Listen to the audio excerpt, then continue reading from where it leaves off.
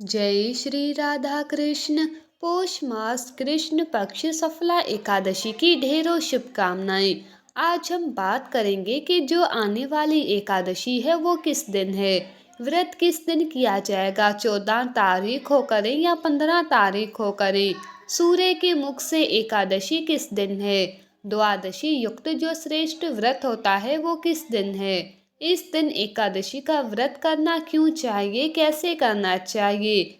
आप जानते हैं ये एकादशी 5000 वर्ष तक लगातार तप करने से जो फल मिलता है वो एक अकेली इस एकादशी के व्रत करने से मिल जाता है। जो भी दर्शक हमारे सनातन धर्म की वीडियो पहली बार देख रहे हैं उनसे निवेदन है MK स्टोरीज चैनल को सब्सक्राइब ज़रूर कर लें। इससे मुझे भी पता चलता है कि आप हमारी बातों को सुनते और पसंद करते हैं और मैं आपके लिए और भी सुंदर धर्म संबंधित वीडियो लाती रहूं। तो चलिए शुरू करते हैं। पौष की जो आने वाली एकादशी है ना, इसका नाम है सफला एकादशी। ये आपके जीवन में अनेकों प्रकार की सफलता लेकर आती है। ये आपके जीवन में अनेकों प्रकार के पुण्य फल लेकर आती है। अगर आप इसका व्रत करते हैं तो ये एकादशी आपके जीवन के सभी संकटों का नाश कर देती है। आज हम आपके लिए सफला एकादशी की व्रत कथा लेकर आए हैं। एक समय की बात है जब महाराज युधिष्ठिर भगवान श्री कृष्ण से अत्यंत महत्वपूर्ण प्रश्न पूछते हैं। जनार्दन, पौष मास के कृष्ण पक्ष में कौन सी एकादशी आती है और किस प्रकार इसका पालन करना चाहिए। कृपया इस बारे में मुझे बताइए। युधिष्ठिर महाराज की बात सुनकर भगवान केशव बोले, हे धर्मराज, पौष मास के कृष्ण पक्ष में आने वाली एकादशी का नाम सफला एकादशी है। इस एकादशी के दिन भक्तों को भगवान नारायण के विग्रह की पूजा अर्चना करनी चाहिए। मैं आपको सफला एकादशी की पौराणिक कथा सुनाता हूँ, ध्यान पूर्वक सुनिए। एक समय चंपावती नाम की एक सुंदर नगरी थी जहाँ महेशमत नामक अत्यंत पराक्रमी और धर्मनिष्ठ राजा राज्य करते थे। उनके 4 पुत्र थे। राजा का सबसे ज्येष्ठ पुत्र लुम्पक सदैव पाप कर्मों में लिप्त रहता था। स्त्री दुराचार, जुआ खेलना, ब्राह्मण और शास्त्रों का अपमान करना, वैष्णव की निंदा करना उसके लिए सामान्य कार्य थे। उसके इन पाप कर्मों का असर राज्य पर पड़ने लगा। एक दिन राजा महेशमत ने उसे अपने राज्य से निष्कासित कर दिया। लुम्पक राज्य के बाहर के एक जंगल में रहने लगा, लेकिन अभी भी उसके पापों में प्रवृत्ति में कोई कमी नहीं आई। वो दिन में जंगल के प्राणियों का शिकार करता और उनके मांस का भक्षण करता था और रात्रि के समय नगर में जाकर लूटपाट करता था। अनेक बार लोगों ने उसे चोरी और लूटपाट करते पकड़ा भी था, लेकिन लुम्पक के पाप कर्मों का अंत नहीं हुआ।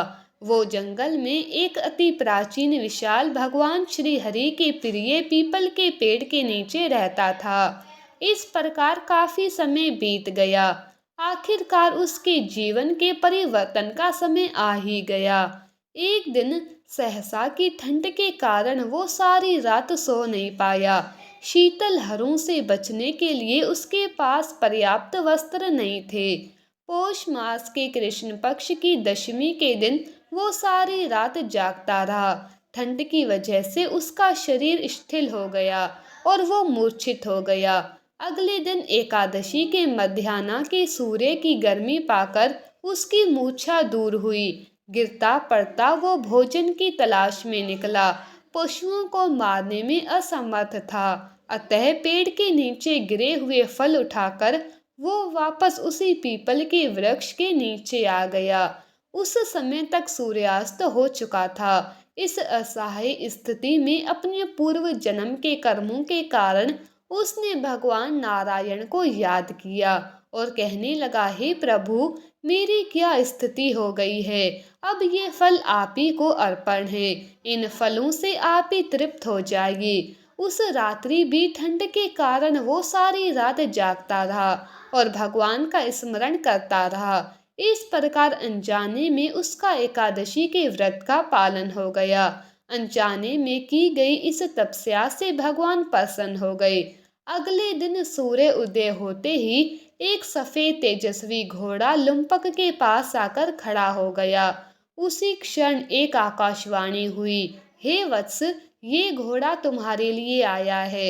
भगवान नारायण की असीम कृपा और सफला एकादशी का नियम पूर्वक पालन करने के कारण तुम्हारे समस्त पाप नष्ट हो गए। अब तुम इस घोड़े पर सवार होकर अपने पिता के पास अपने नगर में वापस चले जाओ। तुम्हारा राज्य तुम्हें वापस मिल जाएगा। तुम्हारे पाप नष्ट हो गए। ऐसी आकाशवाणी सुनकर वो गदगद हो गया। सफला एकादशी से अर्जित पुण्य फल के कारण उसका शरीर पुण्य कांतिमान हो गया। उसी क्षण वो अपने राज्य को वापस आया और अपने पिता से क्षमा याचना करने लगा और उन्हें सारा वृत्तांत सुनाया। उसके पिता ने जब उसे समस्त सद्गुणों से युक्त देखा तो वो अत्यंत प्रसन्न हुए और लुम्पक को राज्य का कार्यभार संभाल कर वो वन को तपस्या के लिए चले गए। इस प्रकार लुम्पक ने अपने राजकुमार होने के सभी दायित्वों को निभाया। अपने पिता के पद चिन्हों का अनुसरण करते हुए वो अपने देह को त्यागने के बाद वैकुंठ लोक को प्राप्त हुआ।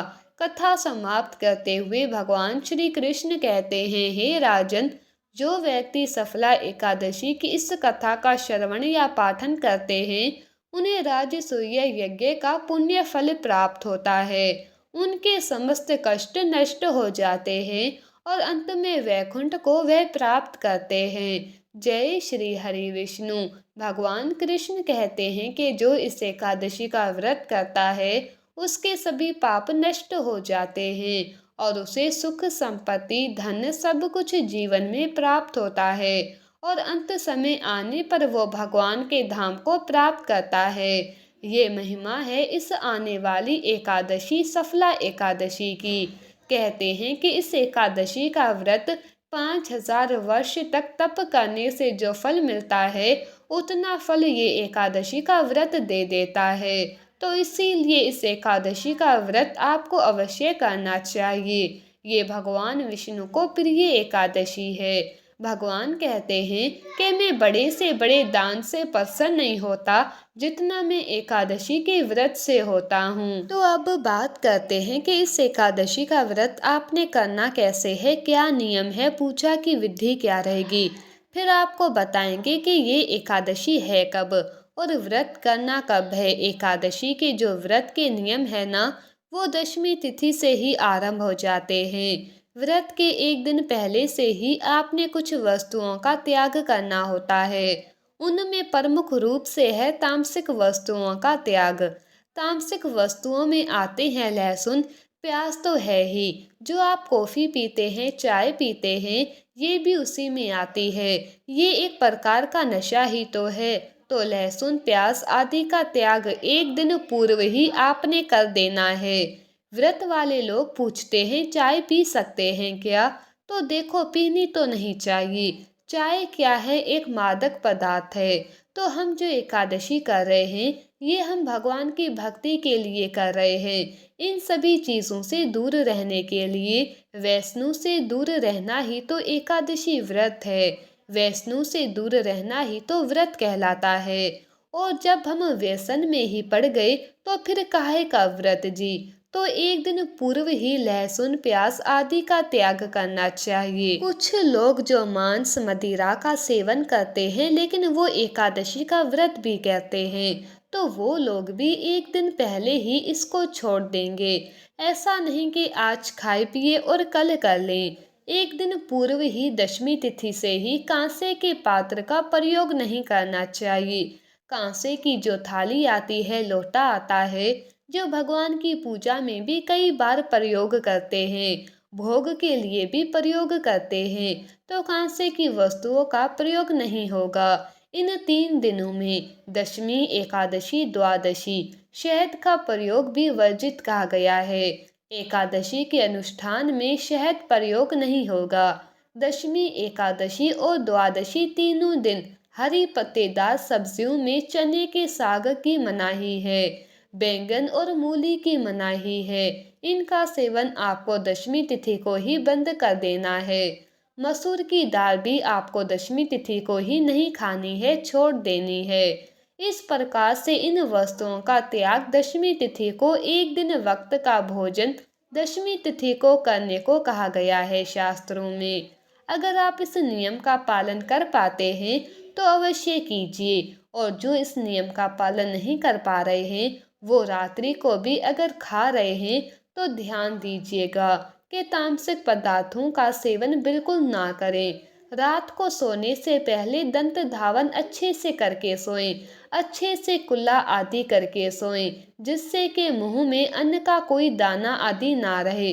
पर एकादशी वाले दिन सूर्य उदय से पहले उठ जाएं। उठने के बाद स्नान आदि करके स्वच्छ वस्त्र धारण करके और पूजन करें। एक बड़ी जानकारी दे दूं कि खर मास तो 16 से आरंभ होगा, 16 की सुबह से, परंतु जो मांगलिक कार्य है ना वो 13 से ही बंद हो जाएंगे, क्योंकि 13 की रात्रि को ही शुक्र अस्त हो जाएगा।